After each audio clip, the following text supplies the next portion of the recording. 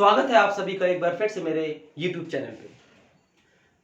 बच्चों, जैसे आप जानते हैं कि मैं इस चैनल के माध्यम से आपको DOE के द्वारा दी गई वर्कशीट्स करा रहा हूं। तो आज की जो क्लास 9 की वर्कशीट नंबर 40 है साइंस की, आपके चैप्टर नंबर 9। आज का जो है हम न्यूटन के दूसरे नियम के बारे में पढ़ेंगे। पिछले वर्कशीट में हमने न्यूटन का प्रथम नियम देखा था गति का। आज हम देखेंगे न्यूटन के गति का दूसरा नियम। इस नियम के अनुसार ये कहता है कि किसी वस्तु के संवेग की परिवर्तन की दर उस पर लगने वाले असंतुलित बल के समानुपाती होता है। मतलब ये दूसरा नियम जो है वो ये कहता है कि किसी वस्तु पर अगर बल लग रहा है तो वो बल जो है वो क्या करता है, वो उसके संवेग परिवर्तन की दर के समानुपाती होता है। मतलब F जो है वो directly proportional to P2 minus P1। अब ये P2 माइनस P1 क्या है? मोमेंटम या संवेग। हमें एक बात मिलती है संवेग, एक जो राशि है संवेग। संवेग क्या है? किसी वस्तु के द्रव्यमान और वेग के गुणनफल को हम संवेग कहते हैं। हमने देखा कि जैसे फॉर एग्जांपल उदाहरण देखते हैं कि एक छोटी सी गोली, बंदूक की गोली जो मुश्किल से 5 ग्राम की नहीं होगी, वो दीवार पर अगर मारी जाए तो वो क्या कर सकती है, या शरीर पर मारी जाए तो वो पूरे शरीर को आर पार कर सकती है। लेकिन हमने देखा कि अगर इतना बड़ा पत्थर आपके शरीर पे मारा जाए तो वो आपके शरीर को आर पार नहीं कर पाएगा। द्रव्यमान कम होने पर भी उसका संवेग अधिक है, क्योंकि उस गोली का उस पत्थर के मुकाबले वेग अधिक होता है। तो हम देखेंगे एक इकाई संवेग आ गई, जो हमने देखा वस्तु का जो संवेग है वो उसके द्रव्यमान पर भी और उसके वेग दोनों पर निर्भर करता है। द्रव्यमान और वेग की इकाई को एक साथ मिलाकर हमें एक इकाई मिली जिसको हमने संवेग का नाम दिया। हमने देखा कि एक पत्थर आपको जो है हाथ से खींच के मारा किसी कांच के ऊपर या किसी वस्तु के ऊपर तो उतना प्रभावशाली नहीं है। लेकिन अगर हमने एक गुलेल में छोटा सा कंचा लगा के मारा तो उसका आघात हमें अधिक होगा। पत्थर का द्रव्यमान अधिक होने के बावजूद भी उसका लगने वाला बल जो था वो कम था, जबकि एक कंचा, एक छोटी सी गोली जो है उसका जो बल लगाया हुआ वस्तु पे अधिक था। तो हमने देखा बल जो है वस्तु का बल जो है उसके द्रव्यमान और वेग दोनों पर निर्भर करता है। अब आइए हम देखते हैं संवेग बराबर द्रव्यमान गुणा में वेग, मतलब P equal to M into V। Mass हम किलोग्राम में देखते हैं और V जो हो गया मीटर प्रति सेकंड में। तो हमने देखा संवेग की जो SI मात्रक है वो किलोग्राम मीटर प्रति सेकंड है। आइए आगे हम देखते हैं न्यूटन के जो गति का दूसरा नियम है उसका गणितीय रूप कैसे प्राप्त हम किया जा सकता है। तो हम जानते हैं न्यूटन के गति के नियम के अनुसार क्या कहता है, किसी वस्तु के संवेग की परिवर्तन की दर उस पर लगने वाले असंतुलित बल के समानुपाती होता है। मतलब हमने देखा जो F है वो डायरेक्टली प्रोपोर्शनल है P2 माइनस P1 अपॉन में T। मतलब P2 माइनस P1 क्या हो गया? संवेग परिवर्तन की दर, संवेग परिवर्तन, और T अगर हमने भाग कर दिया तो वो दर के बराबर हो जाएगा। माना M द्रव्यमान की वस्तु, प्रारंभिक वेग u, मतलब हमारे पास एक ये आ गई M, उसका प्रारंभिक वेग क्या है? u से चल रही है t समय, मतलब t समय के बाद उस पर निश्चित बल F लग रहा है, उसका वेग v हो जाता है। बल लगाने पर उसका v आ जाता है, मतलब उसका अंतिम वेग v हो जाता है। तो जब हमने देखा वस्तु का जो प्रारंभिक संवेग है P1 वो mu के बराबर है। u क्या हमारा प्रारंभिक वेग है। वस्तु का अंतिम संवेग क्या हो जाएगा? P2 M into V। V मतलब क्या हो गया? अंतिम वेग हो गया। अगर हम बात करते हैं संवेग परिवर्तन क्या हो रहा है, P2 माइनस P1 मतलब MV minus MU। M common ले लिया तो V माइनस U हो गया। अब हमने देखा दूसरे नियम के अनुसार ये कह रहा है F is directly proportional to संवेग परिवर्तन की दर। मतलब F is directly proportional to M V minus U upon में T। हम जानते हैं V माइनस U अपॉन में T किसके बराबर है? त्वरण A, एक्सेलरेशन या त्वरण के बराबर है। हमने V माइनस U अपॉन में T के बराबर A रख दिया तो F is equal to M into A आ गया।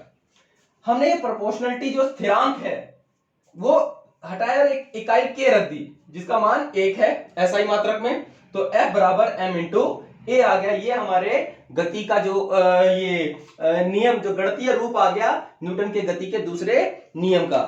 आइए बच्चों इससे रिलेटेड कुछ उदाहरण आपकी वर्कशीट में दिए हुए हैं।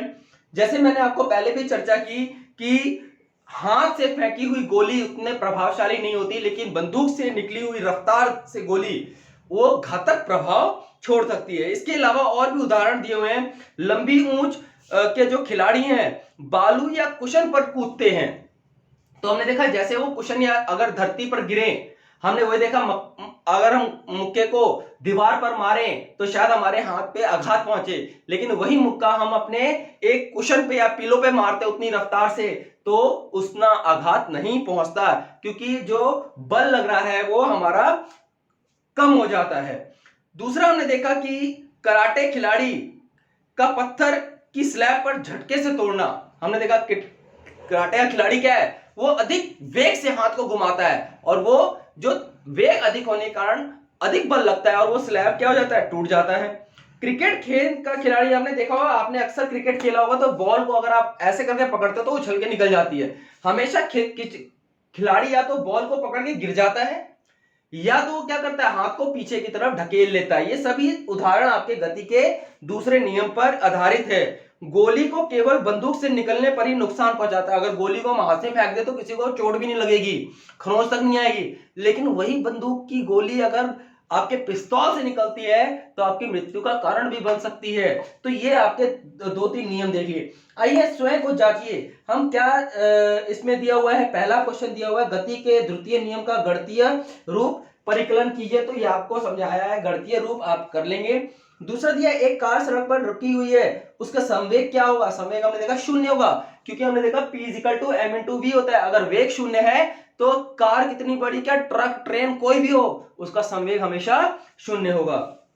तीसरा क्वेश्चन दिया हुआ है 100 किलोग्राम की एक वस्तु का वेग 6 मीटर प्रति सेकंड से 6 सेकंड में 5 मीटर प्रति सेकंड से 8 मीटर प्रति सेकंड हो जाता है, उस पर लगने वाले बल को ज्ञात कीजिए। आइए हम इसको करने का प्रयास करते हैं, ध्यान से देखिएगा कैसे कर रहे हैं। देखिए जब भी हम न्यूमेरिकल करते हैं बेटा, बार बार आपको ये बात बताई जाती है कि जब भी हम न्यूमेरिकल कर रहे हैं तो एक बात का जरूर ध्यान देना है कि वो क्या क्या दिया गया है उसको पहले लिखिए। द्रव्यमान दिया है, मास कितना दिया, द्रव्यमान 100 किलोग्राम दिया हुआ है, तो हमने 100 किलोग्राम लिख लिया। फिर वो कह रहा है समय कितना लग रहा है, समय उसको 6 सेकंड लग रहा है, समय कितना लग रहा है, 6 सेकंड्स लग रहा है। अब उस वस्तु के प्रारंभिक वेग कितना दिया हुआ है, u, जिसको हमने कहा कितना दिया, 5 मीटर। अब t समय में उसका अंतिम वेग क्या हो गया, 8 मीटर प्रति सेकंड। ये चीजें देखो दी हुई है। और दूसरी बात, अब पहला हमने किला फतेह कर लिया बेटा, अब दूसरा जो हमने लिखा है फॉर्मूला, दूसरा किला क्या फतेह करना है, फॉर्मूला अप्लाई करना है, F = mv-u/t, फॉर्मूला। दूसरा किला फतेह हो गया बेटा। अब तीसरा किला हमने अपने आप फतेह हो जाएगा, उसमें वैल्यू रखनी है, F = द्रव्यमान कितना हो गया 100, v का मान v की जगह रख देंगे, देखो कुछ भी नहीं है इसमें, आपको u का मान हमने u की जगह रख दिया अपॉन में 6, F = 100 इंटू यहीं पे माइनस कर लिया, कितना जाएगा 3 अपॉन में 6। अब ये काट दिया, आ गया हमारा 50 किलोग्राम मीटर प्रति सेकंड स्क्वायर। तो ये आपका सॉल्व हो गया। क्वेश्चन नंबर कौन सा था बेटा आपका, ये क्वेश्चन नंबर था आपका थर्ड, आपकी आंसर नंबर 3 हो गई।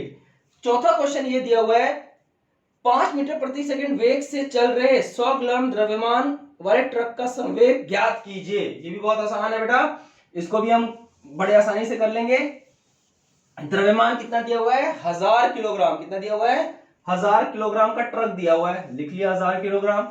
वेग दिया हुआ है, यहाँ पे वेग दिया हुआ है, वेग कितना दिया है 0.5 मीटर प्रति सेकेंड। फॉर्मूला लगाना है, P = संवेग बराबर m/v, यहाँ पे क्या ज्ञात करना है आपने, संवेग ज्ञात करना है। तो संवेग का फॉर्मूला हमारा क्या होता है, P = m/v, संवेग ज्ञात कीजिए।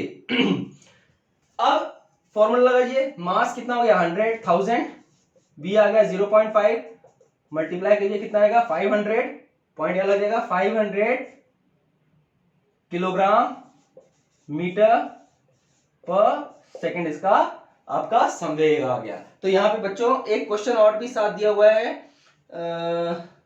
शायद बस इतने ही क्वेश्चन दिए हुए हैं। हाँ, संवेग की परिभाषा और उसका मात्रक लिखिए। संवेग की परिभाषा हमने देख लिया। संवेग क्या, किसी वस्तु के द्रव्यमान वेग का गुणनफल है। मात्रक हमने किलोग्राम मीटर प्रति सेकंड। तो बच्चों यहाँ आज की वर्कशीट समाप्त होती है। आशा आपको समझ में आई होगी। बने रहिए मेरे चैनल के साथ। तब तक के लिए जय हिंद, जय भारत।